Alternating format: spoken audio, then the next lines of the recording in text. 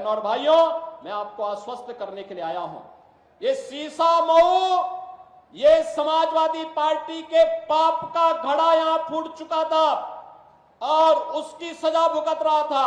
उससे मुक्ति करने के लिए आज ये मंच आपके पास आया, आपसे कहने के लिए विकास की जितनी भी योजनाएं यहां के संगठन ने खन्ना जी के नेतृत्व में जो मेरे पास दी हैं, उन सभी योजनाओं को हमने स्वीकृति दी है। आज उसका शिलान्यास भी हो रहा है। ये जितने शिलापट लगे हुए हैं, यहाँ के नगर विकास से जुड़े हुए विद्युत। कानपुर नगर में उत्तर प्रदेश के मुख्यमंत्री योगी आदित्यनाथ का दौरा। मुख्यमंत्री योगी आदित्यनाथ शहर कानपुर पहुंचे। उत्तर प्रदेश के मुख्यमंत्री योगी आदित्यनाथ ने आज कानपुर में एक दौरा किया, जो आगामी उपचुनाव से पहले एक महत्वपूर्ण राजनीतिक गतिविधि है। इस दौरान उन्होंने विभिन्न विकास परियोजनाओं का उद्घाटन किया, स्थानीय नागरिकों से मुलाकात की और भारतीय जनता पार्टी के कार्यकर्ताओं के साथ बैठकें की। 725 करोड़ की 332 योजनाओं का शिलान्यास और लोकार्पण बटन दबते ही शिलापट का अनावरण हो रहा है। बहुत बहुत धन्यवाद माननीय मुख्यमंत्री जी। निश्चित रूप से आज जिन विकास योजनाओं का लोकार्पण और शिलान्यास किया गया है, कानपुर के विकास में ये एक नया स्वर्णिम अध्याय जोड़ेंगी। और अब माननीय मुख्यमंत्री जी जब बीच में होते हैं तो हृदय की भावनाएं हिलोरे मारती हैं। गदा के द्वारा उनका स्वागत। और अब बारी है लाभार्थियों को लाभांश प्रदान करने की। और जैसा कि आपको बताया गया कि आज 1000 से ज़्यादा लोगों को नियुक्ति के वेतन पर, लोहिया कार्प लिमिटेड का वेतन पर। मुख्यमंत्री के इस दौरे का मुख्य उद्देश्य आगामी उपचुनाव में पार्टी के प्रदर्शन को मजबूत करना और कानपुर के नागरिकों के बीच सरकार के उपलब्धियों को उजागर करना है। उन्होंने विभिन्न मुद्दों पर बात की, जिनमें कानून व्यवस्था, बुनियादी ढांचे का विकास और सामाजिक कल्याण कार्यक्रम शामिल हैं। इस दौरे के दौरान मुख्यमंत्री ने यह भी घोषणा की कि सरकार कानपुर में विभिन्न विकास परियोजनाओं पर काम कर रही है, जिनमें सड़कों का निर्माण, स्वास्थ्य सुविधाएं का विस्तार और शिक्षा के क्षेत्र में सुधार शामिल है। कुल मिलाकर मुख्यमंत्री का यह दौरा आगामी उपचुनाव से पहले भाजपा की तैयारियों को मजबूत करने और मुख्यमंत्री योगी आदित्यनाथ जी के नेतृत्व में युवाओं के स्वावलंबन को मिला है व्यापक स्वरूप। मिशन रोजगार के तहत आयोजित हो रहे जनपद स्तरीय बृहद रोजगार मेलों ने युवाओं के सपनों को दी है नई उड़ान। जनपद स्तरीय बृहद रोजगार मेलों में देश की प्रतिष्ठित कंपनियां स्थानीय स्तर पर युवाओं को दे रही हैं रोजगार के अवसर। अंबेडकर नगर, अयोध्या, मुजफ्फरनगर, मैनपुरी और अलीगढ़ में आयोजित रोजगार मेलों ने युवाओं की उम्मीदों को लगाए हैं पंख। मुख्यमंत्री रोजगार मेला के विभिन्न आयोजनों में अब तक 10,50,000 से अधिक युवाओं को मिला है रोजगार। विकसित भारत के निर्माण के लिए इन ऊर्जावान, प्रतिभाशाली कानपुर के नागरिकों के बीच सरकार की उपलब्धियों को उजागर करने के लिए एक महत्वपूर्ण कदम है। सीएम योगी 3.5 घंटे तक शहर में रहे और 751 करोड़ की विकास परियोजनाओं का लोकार्पण करेंगे। चुन्नीगंज स्थित जीआईसी मैदान में लोगों की काफी भीड़ देखने को मिली। मुख्यमंत्री योगी आदित्यनाथ के कार्यक्रम के चलते जीआईसी ग्राउंड के आसपास के क्षेत्रों को पूरी तरह से बैरिकेडिंग करके रोक दिया गया है। आम हो या खास हो, कोई भी वीआईपी किसी भी निर्धारित समय तक नहीं निकलने दिया गया। मुख्यमंत्री योगी आदित्यनाथ गुरुवार को 3.5 घंटे शहर में रहेंगे। इस दौरान वह 3 कार्यक्रमों में भाग लेंगे। कानपुर के समग्र विकास को नया स्वरूप देने के लिए 725 करोड़ रुपए की 332 विकास परियोजनाओं का लोकार्पण, शिलान्यास किया जा रहा है। नए भारत के नए उत्तर प्रदेश का युवा आज स्वावलंबन की राह पर निरंतर बढ़ रहा है आगे। रोजगार का उपहार, युवाओं के साथ सरकार।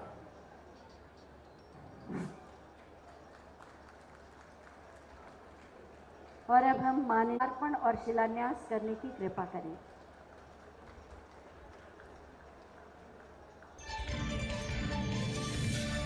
जीआईसी इंटर कॉलेज मैदान में कल्याणकारी योजनाओं के लाभार्थियों का सम्मान, विद्यार्थियों को टैबलेट, बेरोजगार को नियुक्ति पत्र और ऋण वितरण किया गया।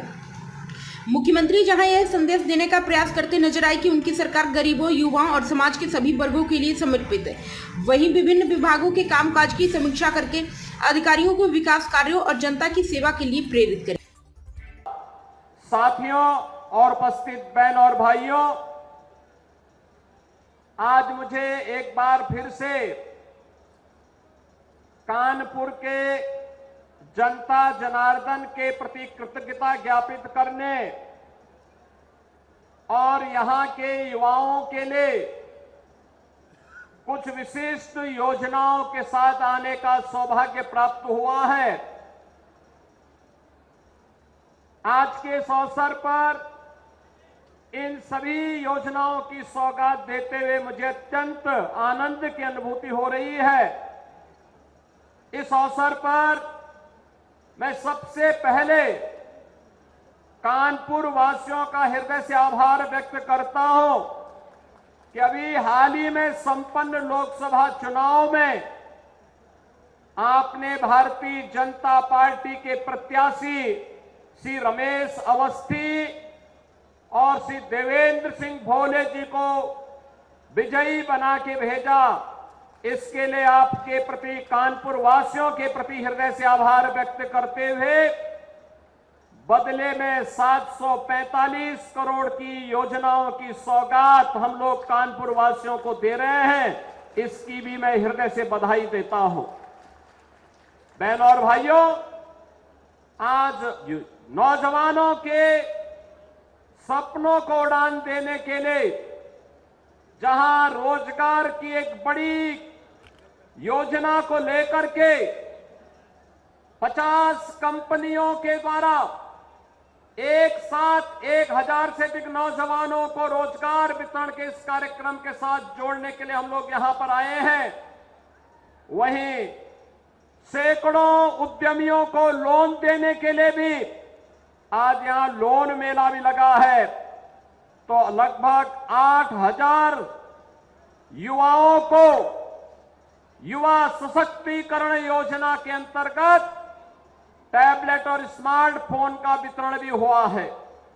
इस अवसर पर इन सभी युवाओं के लिए, इन सभी रोजगार प्राप्त करने वाले युवाओं के लिए, लोन प्राप्त करने वाले उद्यमियों को भी मैं हृदय से बधाई देता हूं, अपनी शुभकामनाएं देता हूं।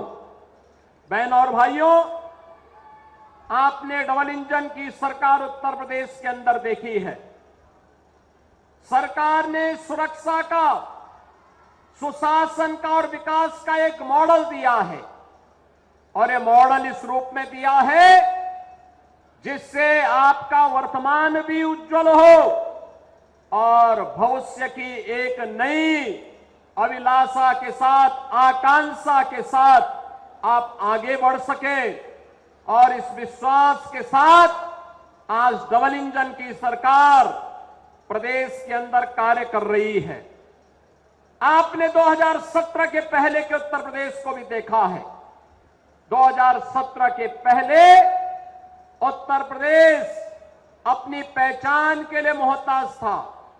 अराजकता चरम पर थी, गुंडागिर्दी उत्तर प्रदेश की पहचान बन चुकी थी। हर पर्व और त्योहार के पहले दंगे होते थे, बेटी और व्यापारी दोनों सुरक्षित नहीं थी। प्रदेश के अंदर कोई आना नहीं चाहता था, और जो नौजवान उत्तर प्रदेश के बाहर जाता था उसके सामने स्वयं पहचान का संकट खड़ा हुआ था। इन विपरीत परिस्थितियों में यहां की पीड़ा को समझा दुनिया के सबसे लोकप्रिय राजनेता प्रधानमंत्री मोदी जी ने, और 2017 में मोदी जी के आह्वान पर प्रदेशवासियों ने प्रदेश में भारतीय जनता पार्टी को जनादेश दिया। आज परिणाम आप देख रहे होंगे। 7.5 वर्ष में कोई प्रदेश एक लंबी दूरी तय कर ले, आज आपके सामने यह दृश्य है। बहनों और भाइयों, आज विकास का क्या मॉडल होना चाहिए यह उत्तर प्रदेश तय करता है। आज सुशासन का मॉडल क्या होना चाहिए उत्तर प्रदेश तय करता है। कानून व्यवस्था कैसे होनी चाहिए आज ये उत्तर प्रदेश तय करता है। लेकिन इससे पहले के दृश्य क्या थे? बहनों और भाइयों, मैं भी आ रहा था, कार्यक्रम स्थल पर आ रहा था, और जैसे ही मैंने वित्त मंत्री से पूछा, हम दोनों एक ही गाड़ी में थे, मैंने कहा खन्ना जी आपने इस इमारत को देखा है, क्या है? खन्ना जी ने कहा हां, यही लाल इमली है। बहनों और भाइयों, कानपुर की लाल इमली जो कानपुर की पहचान बन चुकी थी, क्यों बंद हो गई? एक कांग्रेस के बेईमानी और भ्रष्टाचार का एक स्मारक बन चुका है। जहां यहां के नौजवानों को नौकरी और रोजगार मिलना चाहिए था, हजारों लोगों के परिवारों का पेट पलता, आज वो इनके भ्रष्टाचार का एक स्मारक बन करके चिढ़ा रहा है। लेकिन हमारी सरकार ने तय किया है लाल इमली का पुनरुद्धार करने के एक बड़े पैकेज के साथ हमारी सरकार आगे बढ़ने जा रही है। सिख यूनिट को पूरी लैंड और पुनरुद्धार के एक व्यापक पैकेज का कार्य हमारी सरकार ने आगे बढ़ाया है, और यही कहने के लिए आज मैं आपके पास आया हूं। बहनों और भाइयों, ये समाजवादी पार्टी, आप इनके कारनामों से तो परिचित हैं, इतिहास की पुनरावृत्ति ये लोग कर रहे हैं। गुंडागिर्दी इनकी पहचान थी, अराजकता इनकी पहचान थी, बेटी और व्यापारी पर सुरक्षा पर खतरा कर पैदा करना इनकी पहचान थी। इनके समय में क्या क्या नहीं होता था, कौन नहीं जानता है। और यहां पर इनका दिखाने वाला चेहरा एक है और अंदर कुछ और है। यह दृश्य देखना है तो सीसामऊ की जनता को उपचुनाव का सामना करना पड़ रहा है, इसलिए क्योंकि गरीब की संपत्ति पर कैसे कब्जा किया जाता है, कैसे दंगे भड़काए जाते हैं। दंगे भी उस दिन भड़काने का साजिश होता है जिस दिन महामहिम राष्ट्रपति जो इसी माटी के सपूत हैं, वे जब कानपुर की धरती पर आए थे, उस दिन कांग्रेस समाजवादी पार्टी का विधायक इसी सीसामऊ को, कानपुर को दंगों की आग में झोंकने का साजिश रचता है। बहनों और भाइयों, आज वो अपने कृत्यों का सजा भुगत रहा है। लेकिन मैं आपसे कहने के लिए आया हूं, आपने जनादेश 5 वर्ष का दिया था, लेकिन आपको उपचुनाव का सामना करना पड़ रहा है। यहां का विकास बाधित हुआ है। समाजवादी पार्टी। प्राइम संदेश न्यूज से शकील अहमद की विशेष रिपोर्ट।